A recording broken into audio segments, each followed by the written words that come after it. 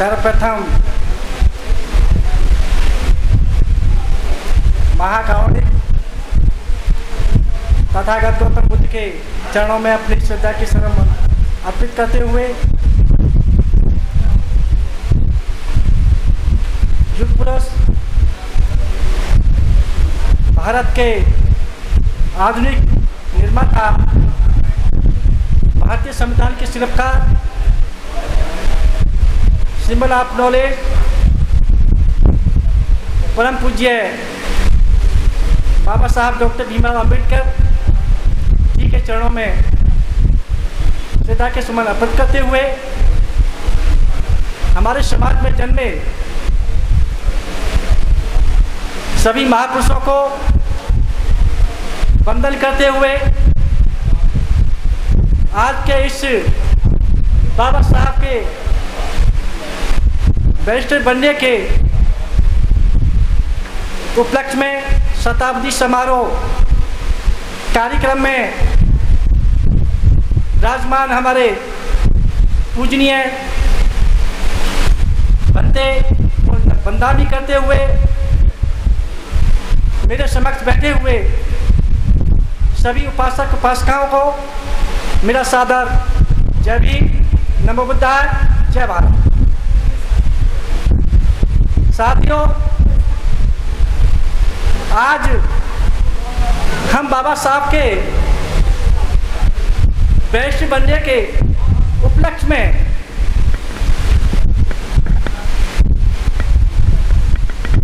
शताब्दी समारोह का कार्यक्रम बहुत ही हर्ष और उल्लास के साथ मना रहे हैं। सबसे पहले मैं इस कार्यक्रम के आयोजक त्रिरत्न बुद्ध विहार कमेटी के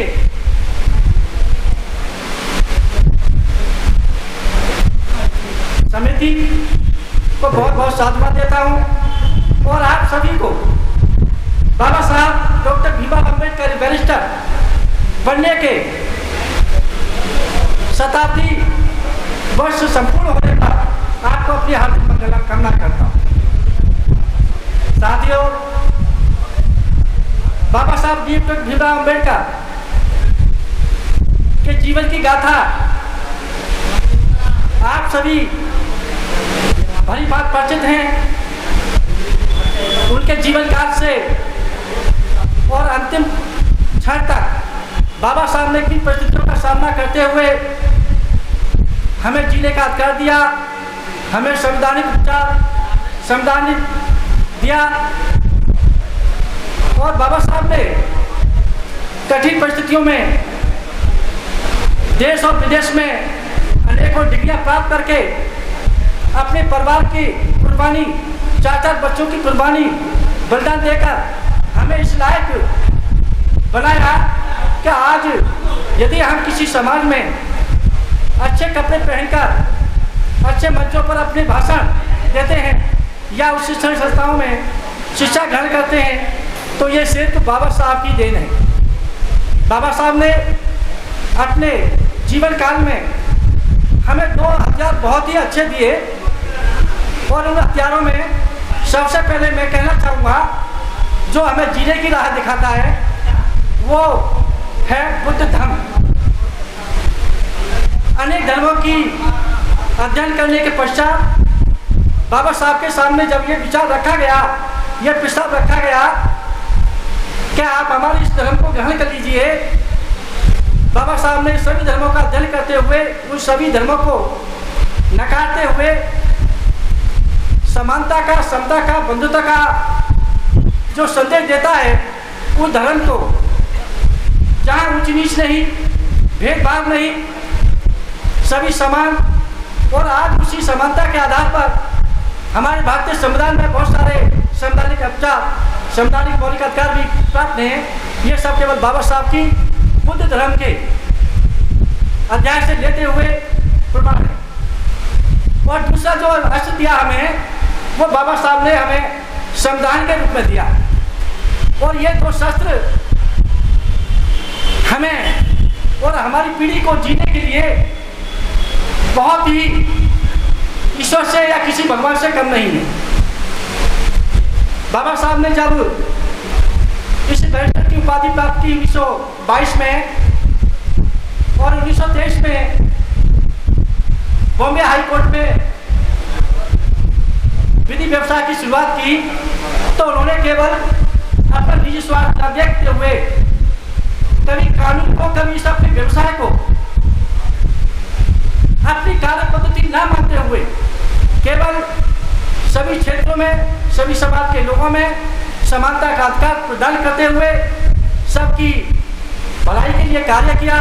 और आज हम जिस स्थिति पर हैं वो सब बाबा साहब की देन है। और बाबा साहब के इन महत्वपूर्ण योगदानों को हम कभी नहीं भुला सकते। मैं पेशे से अधिवक्ता हूँ और अधिवक्ता होने के नाते हमारे बहुत सारे दायित्व हो जाते हैं समाज के प्रति। क्या हमें केवल अपने इस पेशे से अपना और अपने परिवार का जीवन या जीविकोपार्जन नहीं करना चाहिए। हमारे आज़ादी या हमारे किसी भारत के विकास में यदि महत्वपूर्ण योगदान रहा है तो वो मैं समझता हूँ बाकी भाइयों का रहा है। क्योंकि आज़ादी के समय में अधिकतर लोग, चाहे वो डॉक्टर राजेंद्र प्रसाद हो, महात्मा गांधी हो, जवाहरलाल नेहरू हो, ये सभी अधिवक्ता थे। तो हमारा सबसे पहले कर्तव्य यह है कि समाज के प्रति जितनी जुल्म और जातियाँ हो रही हैं तो हमें उनकी हर संभव मदद करनी चाहिए, कानूनी रूप में मदद करनी चाहिए और समाज के क्षेत्र में जहाँ भी हो सकता है अपना संपूर्ण योगदान देना चाहिए, ऐसा मेरा मानना है। और मैं यहाँ बैठे सभी उपासक और अपने बाबा साहब के अनुयायियों से यही अनुरोध करूँगा कि आज की वर्तमान की परिस्थितियाँ बहुत ही विषम परिस्थितियाँ पैदा हो चुकी हैं। हमारे राय में बहुत कांटे पैदा कर चुके हैं ये मनुवादी लोग। आए दिन बहन बेटियों के साथ जातियाँ हो रही हैं, चाहे वो किसी भी क्षेत्र में सही। तो हमारा दायित्व बनता है कि हम अपने अधिवक्ता और अपने कर्तव्य पर निर्भर करते हुए सबसे पहले अपने देश के विकास के लिए, अपने समाज के विकास के लिए, उत्थान के लिए हर तरह से कार्य करें। बाबा साहब डॉक्टर भीमराव अम्बेडकर ने केवल एक ही क्षेत्र में कार्य नहीं किया, उन्होंने केवल राजनीतिक क्षेत्र में, आर्थिक क्षेत्र में, सामाजिक क्षेत्र में, हर क्षेत्र में कार्य किए। और उन कार्य को आज यदि हम उनका रूप देख रहे हैं तो वो एक एक करके सामने आ रहा है। चाहे वो हिंदी कोई बिल के सामने हो, चाहे वो किसी अन्य योजना के हो। आज वर्तमान परिस्थितियों में हम बाबा साहब को भूल चुके हैं, अपने धर्म को भूल चुके हैं। क्योंकि डेमोक्रेसी की जब बात आती है, लोकतंत्र की बात आती है, तो केवल बाबा साहब का हम उपयोग ही करते हैं, केवल उनका हित के लिए, हित प्राप्त करने के लिए उनका मिसयूज करते हैं। जबकि अन्य पार्टियां, मैं माफ़ी चाहूँगा, नाम नहीं लेना चाहता, लेकिन मैं इस भारतीय जनता पार्टी का उल्लेख जरूर करूँगा। इसमें हम बाबा साहब के उन कार्यों को, उन महान योगदान को भूल चुके हैं और आज वो बाबा साहब का अध्ययन करके डेमोक्रेसी की तरफ, लोकतंत्र की तरफ, उनकी योजनाओं की तरफ अपना ध्यान आकर्षित करके हमारे समाज को, जो बेचारे बहुत ही सीधे और वो आ जाते हैं और उनको निभाने का कार्य करते हैं। जबकि हमारा दायित्व बनता है कि सबसे पहले हम बाबा साहब के उस महान योगदान को याद करें, जिन परिस्थितियों में आज उन्होंने हमें इस लायक, जहाँ हम खड़े हैं, इस लायक बनाया। बाबा साहब के प्रति मेरा यही ब्रह्म श्रद्धांजलि है और मैं उनको नमन करता हूँ। और मैं आग्रह करता हूँ यहाँ सभी बैठे उपासक उपासिकाओं से कि बाबा साहब को पढ़ें, अपने बच्चों को पढ़ाएं और समाज के साथ जितनी घटनाएं हो रही हैं उनमें जिस तरह का सहयोग हो, सहयोग करें। मैं अपनी पार्टी को नाम देता हूँ। सभी को मेरा जय भीम, नमो बुद्धाय, जय भारत।